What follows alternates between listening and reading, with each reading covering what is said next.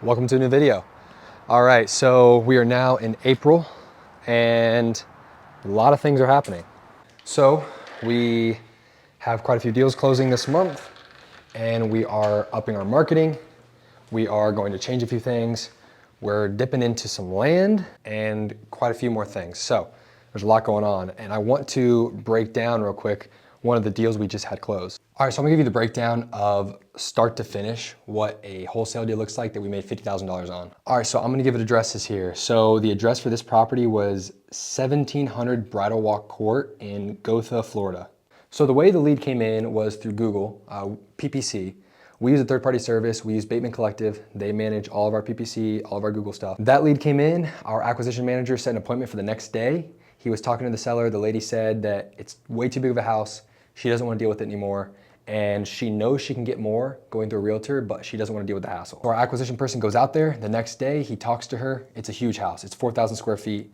It's not bad, it just needs a lot of updates. She doesn't feel like dealing with it. She doesn't want to do a bunch of the repairs. So she realizes that she could make more money, but she'd rather not and rather just sell to us. I mean, with a 4,000 square foot house, I mean, no matter what you do, even basic things like flooring, paint, it's gonna be really expensive because 4,000 square feet is a lot. So we were able to talk with her. We ended up getting the property under contract for $465,000. When it's all said and done, when it's completely repaired and rehabbed, it'll be worth $700,000 all day. So what we did is we went and put it on Investor Lift, put it on Facebook groups, and we went to try to find an in buyer. The big thing here was that there was complete transparency. She knew we were not gonna be the highest offer. She knew she could have get more money going with the realtor, but also we told her essentially that we're gonna bring on a buyer and that we would make the difference. So she was completely fine as long as she got what she wanted, which was the price and the convenience. So we were able to find an in buyer through Investor Lift. He came in, bought the house for $515,000. So there was still a huge spread for him. Even when he flips it, he'll make $50,000, $60,000. $515 is what he bought it for. We had it at $465 and we made 50 grand within 25, 30 days. It was start in March and I think we just closed on last week, so yeah, end of March. So the things we used to get that deal done, upfront, leads marketing was Google, so PPC, Bateman Collective. Our CRM and our phone systems, all that stuff is through RE Simply. Dispo side was Investor Lift, and then Facebook, we post on all there, and then we have a Dispo list as well that we reach out to our buyers. So all through that, we made $50,000, and that's pretty much the layout of how we do most of our deals. You know, we do a lot of online marketing or direct mail. Leads come into us, and we try to set an appointment. From there, we're fully transparent. We have a sales process. We let them know what's gonna happen. If it makes sense, we get it a price that makes sense for us. If we try to wholesale it, we throw it on Investor Lift or Facebook and try to find an in buyer. So that's from start to finish what that deal looked like. And it was a good one. So that one we just closed on last week. So that was a good deal that we had go through. Unfortunately, we still have those bad boys I've been talking about. We just officially got another one under contract. Gonna lose $25,000. Woohoo! The good news there though is that we're gonna get $20,000 back of our own money. So it's it all comes out in the wash. At this point, I'd rather have money back to operate the business as opposed to just focus on making money from those houses, because at this point, I've come to the realization that we're gonna lose some money, but I know that I can take it back and make more by putting it back into the business. So I've just accepted that we're gonna lose some and that's okay. So we're trying to get rid of those properties. But we're gonna focus big time on hiring right now. And I do have some land deals I'm doing now. So there's a builder down in Palm Bay that we have, that a buddy of mine connected me with, and we're JVing these deals. We got 3 under contract this week for $30,000, and the builder's gonna buy each one of them for $35,000. So that'll be a quick $15,000 for doing very little work because they're all listed on the MLS. So that's gonna work out really well. So that's something I'm interested in. And let's see, as far as real estate goes, that's pretty much it. Kind of a little bit more chill right now. So, you know, ebbs and flows. So this house I showed you guys here in Winter Park a few weeks ago, I decided I'm gonna sell it as is and just let it go. So we've done absolutely nothing to it. It looks the exact same. I already listed it and we're under contract. I'm losing money. I would make money if I flipped it. And so you're probably asking, why am I gonna lose money? Why am I okay with losing money? So the answer is 2 things. One, it would take more money, so I'd have to outlay more money to fix this place up, to get it ready, to be able to sell and make money. And then 2 is just bandwidth. We don't want to put energy and effort into some of these old flips we have anymore. I'd rather take the money back, and I know I can go put the money back into the business and make more than I would having to wait forever, dealing with this property and just delaying everything. So I would rather just lose money now, which would be like $15,000. I'll still get 30 grand of my own money back, put that back into the business, and I will make up for it by getting better deals. The thing about this house now is that it still needs like $60,000.